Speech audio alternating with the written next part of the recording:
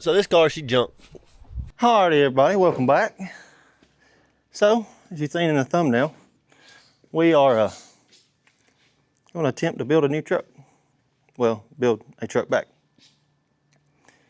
I know it looks a little different than whenever you've seen it in the thumbnail. It was on rollback, tore apart, but got the motor in it, transmission, transfer case. I've done some bracing on the frame. And yeah, got some more bracing to do on that. This was my old truck. It'll be a Toyota 5.3 LS, 350 turbo. It had a 203 and it's got a 205 now. Kingpin 60 front, Dodge front end, chromoly axles, super joints, 14 rear, welded, front's welded, and it's got 13 gears. So I tore it apart. I had it a while back. I'll put some videos in here of why I tore it apart, but yeah, so I flipped it. Well, before I flipped it, I was having problems with right in here. You can see right here, actually, that dip in it where I whooped it back down. So it was bending the frame right there. I didn't have no good bracing. This is the first real cage I'd done, so I really didn't know what I was doing. And from here back was a cage off another truck, and then I cut it off and I 4-linked the front. It was just a whole mess. But it ended up, I flipped it off money.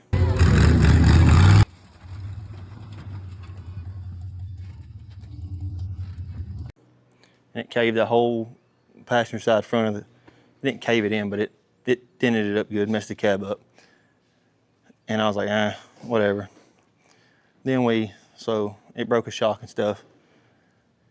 So I slung it back together and we carried it to West Tuckasee and rode one time, and I made first hill, I flipped off the first hill.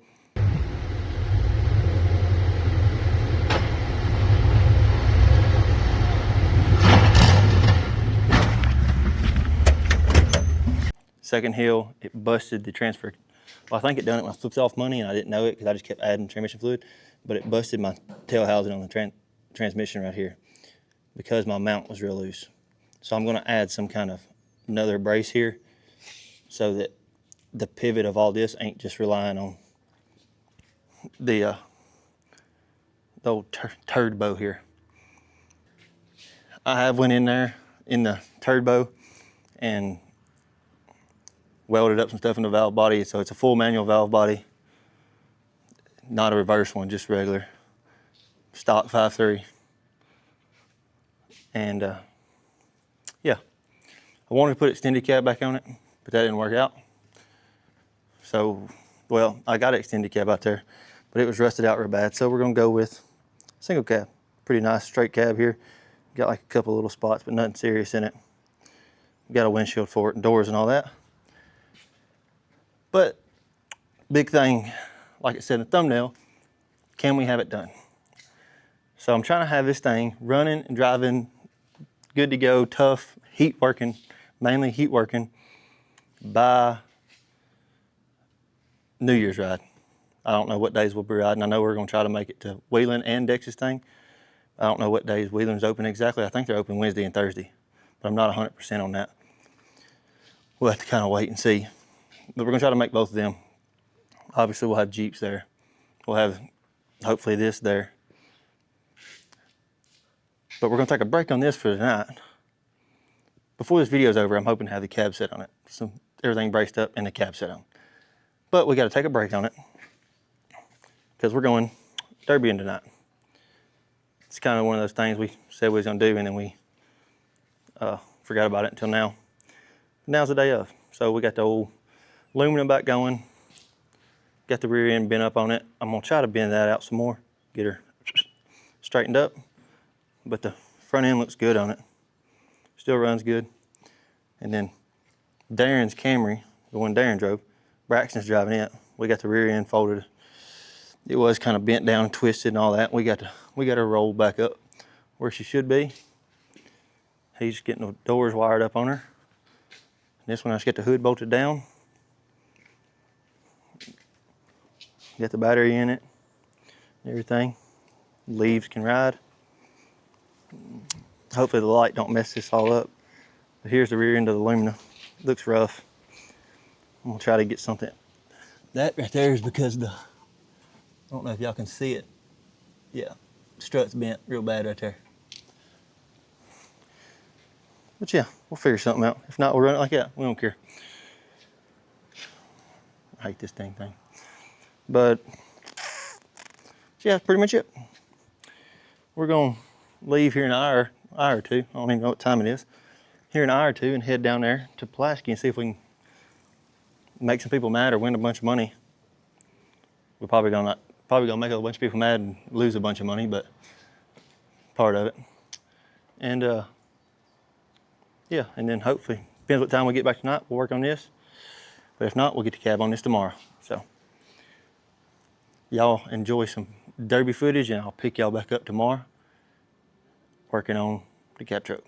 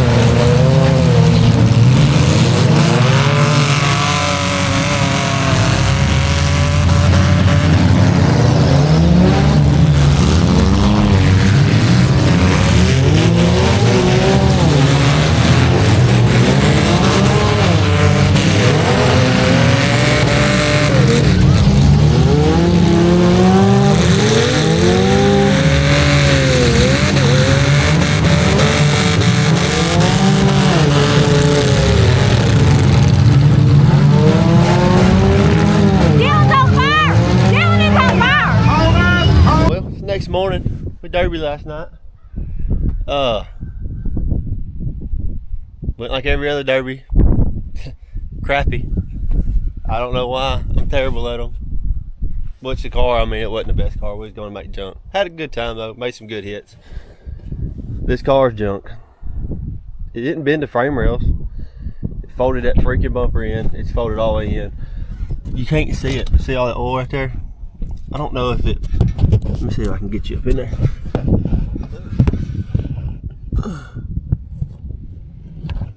don't know if y'all can see that. But there's a big old, oh yeah, you can see there's a crank. So I don't know if it broke something, as in like broke a rod, or if it just something hit it and busted the oil pan. Motor don't run worth crap, so oh god, I gotta sneeze. We'll pull the headers off of it, battery out of it, stuff like that.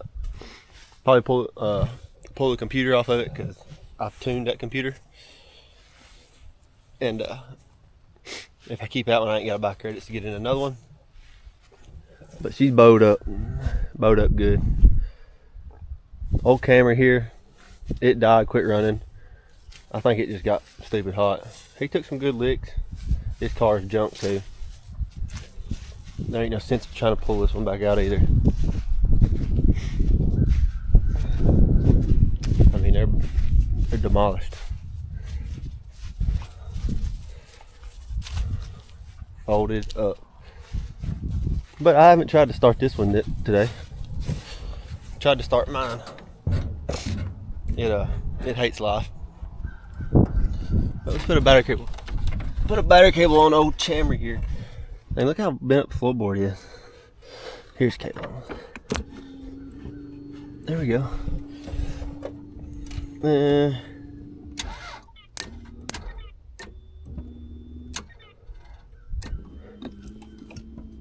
I just think we got a dead battery on this one. I think it's just got a dead battery. I guarantee you, if we can see it. I can't see it really. I was trying to see it here.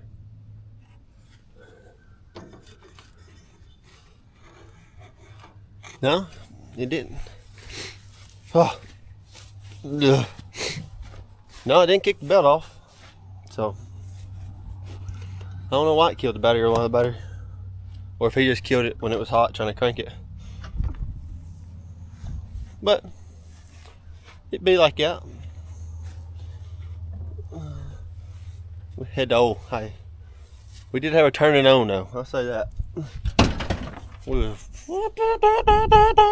We'd bump second, especially we were riding. That's alright, we'll build, we'll live and learn and build back better. Look at that. Pieces of metal laying over there, yeah. And it did bend the subframe. But yeah, that's it for the Derby adventures. I'm gonna take a bobcat and get these things unloaded. And we're gonna get in here and see if we can get a cab mounted.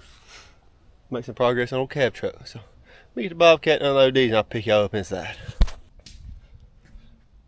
Alrighty, so we got the cab set on here. And I'm not liking it at all, really. But we're gonna make it work. We're gonna make something work here. So you can see here, my old cab mounts, I'm about, well, I don't know if you see my finger back there. Right there. We're about 4 inches, I say. 4 inches, cab's still 4 inches back from where we were. I forgot I whooped and bent the other cab to make this all fit. But you can see here, I'm running into this. Okay, that's not a big deal. I can bend that in. Running into this, not a big deal again. I can drop it a little bit by pulling my shim out. But we're about to start getting into here. Now I would like to close a little bit of this distance, but not 4 inches. I forgot I didn't have a heater core or anything in the other cab. In this cab, I want to leave full dash, so I can run heater, all that. I had orbital mounted where the I had the orbital mounted like right here for the hydraulic steering. I'm gonna try to move it back out here. I'm trying to retain the factory look inside here. So I think what our goal is right now, you can see I cut the back cab mount loose. I've already slid it. It's just loose. But I think I'm gonna slide this cab back, and I'm going to cut these cab mounts off, and either one, make some new ones, and drop it a little bit, because I got room to go down. Drop it just a touch. That'll give me some room to come in and get it about 2 inches. Get it right where that cab is about to touch the back of the motor. But we just need to leave enough room for our heater lines and stuff to not hit our intake, and leave enough room here. The door comes right about here. We need to leave enough room for the door to open. So I think that's our goal. But picking it up and setting it down has been a hassle. Pick his cab up, swing her back, and cut some cab mounts off. So we got the cab mounts done, done on her. Alright, there's a few things I ain't too fond about, but we're gonna figure it out. So you can see here, they're just tacked in. They ain't fully welded out, and I ain't cleaned all that up. But ended up moving back the whole cab about 4 inches. So we didn't have to beat this in, so we didn't have to beat that down. I beat it down a little bit, and so we wouldn't have to whoop the firewall in real bad. In turn, it helped us and hurt us. Before, I couldn't run a brake booster because I built the cage so close, so I could just run. I just run a master cylinder. But one thing I don't like is if you see this bar, it comes up and comes up, which I know all it needs to be cleaned up and fixed. But when it hits here, if I were to follow like this plane all the way up, it's gonna have a gap like this in there. And I'm not too fond on that. I don't like big gaps in cages. But if we bring it like we need to down through here, it's really gonna run in to right in here where it kind of needs, I don't know. So the way it's kind of looking is probably going to end up cutting this bar off, cutting this bar off, cutting this whole, I don't like this anyways, cutting this whole loop out, and then we'll build us a pillar back that fits our cab where it is, and then we'll just have to sleeve all these and lengthen them and bring them and catch our tie into our new A pillar, and then that means we can get this bar right here also kicked up a little tighter and not have this wet step way out. And if you look, all this here is 1 3/4 H-roo. This is like 1.5 schedule 80. Schedule 80, and I think some schedule 40, mainly schedule 80 in it. So it's all water, it's sprinkler pipe, which is plenty tough. Hey, I've run sprinkler pipe cages. This cage was a sprinkler pipe. The whole top of it from here back was all sprinkler pipe. When I redone it, I just cut everything off here and went forward with H-roo. All this was just pipe. So, I mean, it done its job 100%. I mean, I landed hard, real hard on that corner up there, and it done a fine, dandy job. But we're making headway. I know this video is kind of like, wow, where'd that come from? But just been a lot of moving parts to get all this going. I've got a bunch of parts ordered that'll be here this week. We've took the Heims out, and they went under the gray Jeep, and then they got moved under something else, and they've been disposed. I think I found two of them out of 8. So I've got high misalignment spacers ordered. I got some more more Heim joints ordered to make all 8 back up front. I've got, what else? Yeah, got all that. This week, Monday or tomorrow, when y'all seeing this today, whatever, I'm gonna get a hold of somebody, a steel manufacturer, and get some pipe or get some tube. I've got some 1.5 up here, but I don't have 1 3/4. I'd like for it to be 1 3/4 just because that's what all this is, and I kind of want it to look right. But hey, I'm not against it. I will put 1.5 on it. So we got stuff for the front end coming, get it mounted. Stuff for the cage, hopefully it'll be here this week. We can start bending some tube this week. It's gonna be a busy week. I'm gonna pull this cab back off so I can fully weld the mounts and everything out. I'm just kind of, you can see I put the header on here. I had the orbital inside last time. Like I said, I'm not gonna run it inside. I'm gonna run it probably somewhere right in this area, but I've got to watch out because my shock comes out here to my front axle and all that. I mean, heck, if we got to, we'll go up here and mount an orbital. I'm not opposed to it. We'll figure something out. We'll make it. We'll mount it somewhere. We'll figure it out. But I kind of put the header up there just to kind of see what we got going on there. All the coolant lines, I still have all them that run all the way to the back of the cab. Y'all need to remind me to put them back on before I mount the cab next time, because if not, I can't get them in there.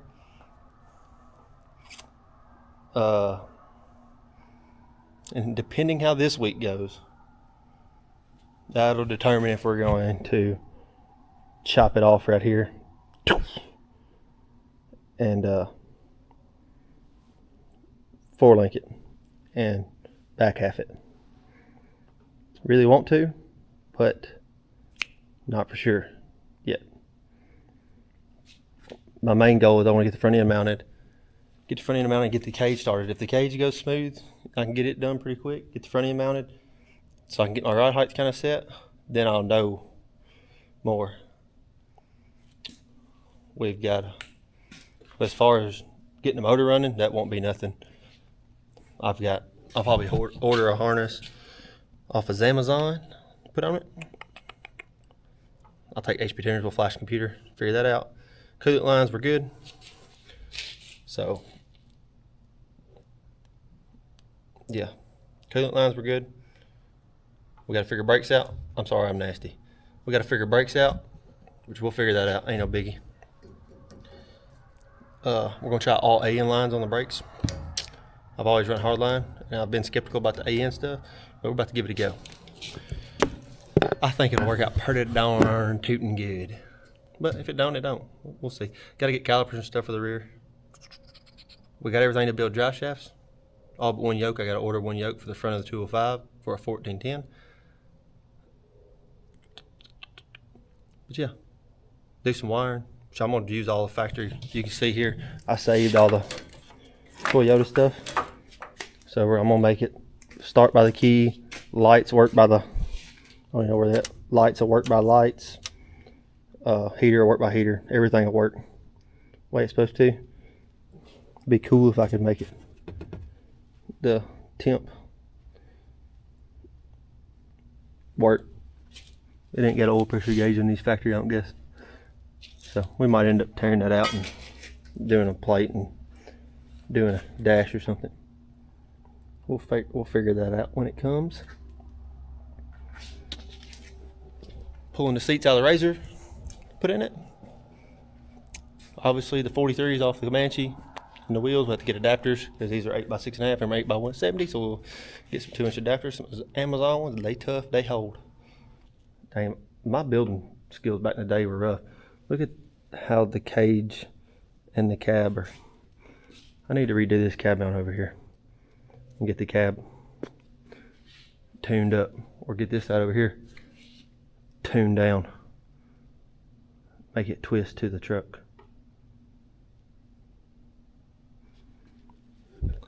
Oh, we'll figure it out. And when we get this done, there's another build in the works.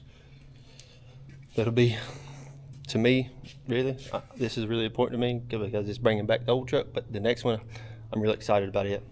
We'll get real in depth. We're gonna do a lot of, and I won't be rushing it as bad as I'm rushing this one. So we can do a lot more in depth stuff on that one.